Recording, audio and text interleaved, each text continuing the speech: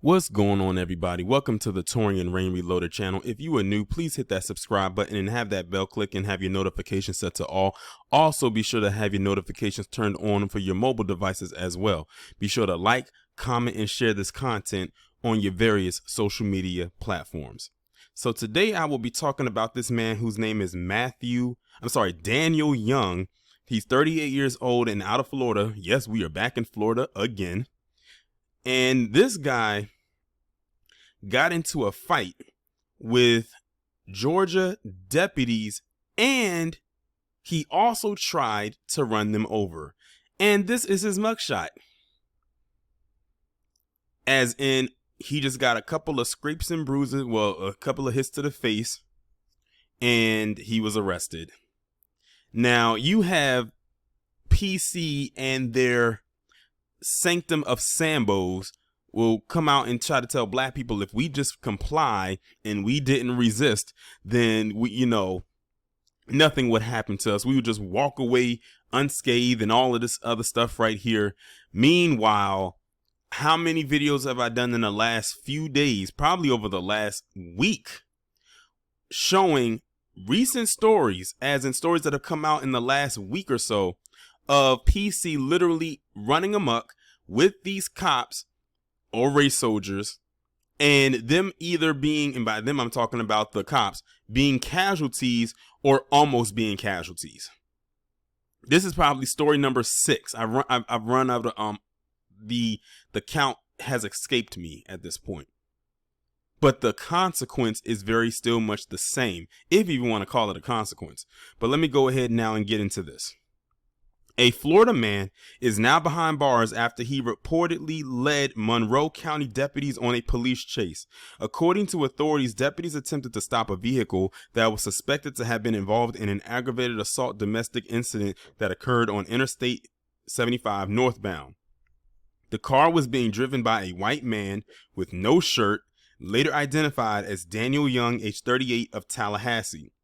Deputies believe Young was involved in the assault. Deputies said the car did not stop and proceeded to lead officers in a pursuit into Butts County. As the chase continued, Young tried to ram the deputies multiple times.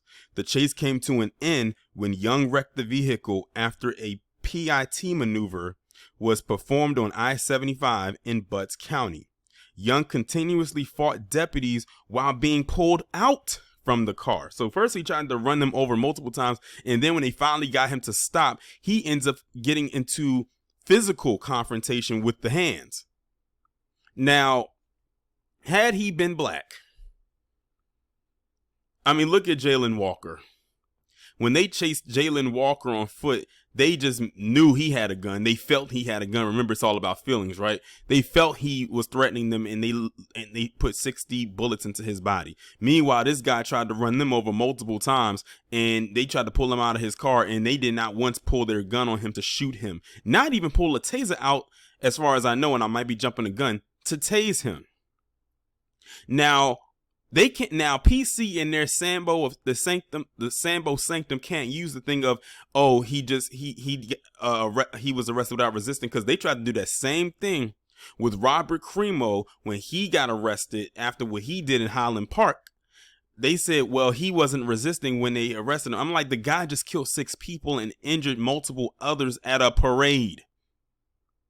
But okay, let's go with that. What's your excuse for this guy? They're going to say, oh, I didn't hear about it. And then they're going to come back with this. But Chicago, they are so transparent at this point. So translucent. It gets annoying after, as a matter of fact, it's been annoying. But let me continue.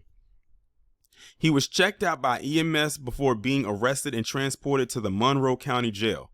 Young is charged with 4 counts of aggravated assault, 4 counts of obstruction, 1 count of felony attempting to elude, a DUI refusal, and several traffic violations.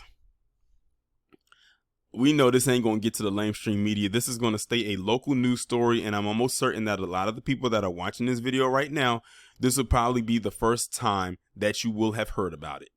And I'm recording this video on July 10th, 2022. And the article I just read from was posted yesterday, July 9th, 2022. I know that this story is not going to get the traction that it should get a lot, but we know that it won't. We know that it won't.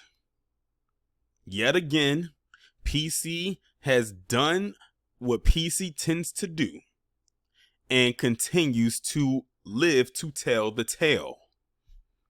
But to some people, it's all in our heads. We're not supposed to talk about this. I had told my followers, my subscribers in Discord last week to send me as many stories as you can that line up with this. And so far, everybody has been doing just that. How do you think I got all these stories out here? And you know, and this was an interesting test because it shows you that these type of stories actually exist. But lamestream media, leave it to them, will have you to believe that they don't exist, or it's only one-sided when it deals with black people. Now, I'm recording this on a Sunday. I can only imagine what kind of fluff pieces they have written up about Chicago and all these phantom shootings that happened in Chicago.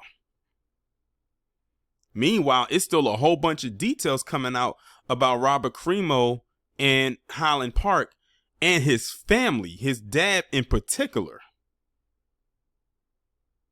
I guess it's true what they say. A family that slays together stays together. Or you can interchange it and say a family that stays together slays together, however you want to put it. And it looks like this is another story right here that's going to get buried. Not even so much buried because it really hasn't come to the surface that much because it's more of a local story. But I'm doing my best to putting it out to the forefront. Again, if y'all have any other stories that line up like this, please send it to me. And see, the thing is, lamestream media can't, if they was to know me personally, they can't say that I'm coming at it at a slant because that's all they do with us. They always try to find the most negative stories about us and put it out as much as they can. Well, guess what? I'm throwing it right back in their faces. I would almost implore a lot of the other people who's part of the new black media to do the same. Because to be honest, I'm taking my cue from Professor Black Truth with this one. Because y'all know how he does his Friday crime report. That's really all it is. That's really all this is his Friday crime report that he does every single Friday. But I'm trying to do it more than just on a Friday or just more than one day a week because it's so many. And also I'm taking another cue when he used to do his white on white crime series on his original channel. Because he used to have them things flowing out like clockwork. It's so many out there. But like I said, lamestream media is not going to push it. So you have to dig and find it. And it can't be as simple as you just typing in the words white on white crime into Google. It'll never be that easy. So I do appreciate the people that do send me these stories. And let me give a shout out to FBA Texas Forever for sending me, Texas FBA Forever for sending this particular story to me. And shout out to everybody else who sent me stories like this as well. Because I'm going to be honest, these stories I did not find. These were stories that were sent to me by my subscribers. And I'm very appreciative of it because these type of stories need to be pushed out more.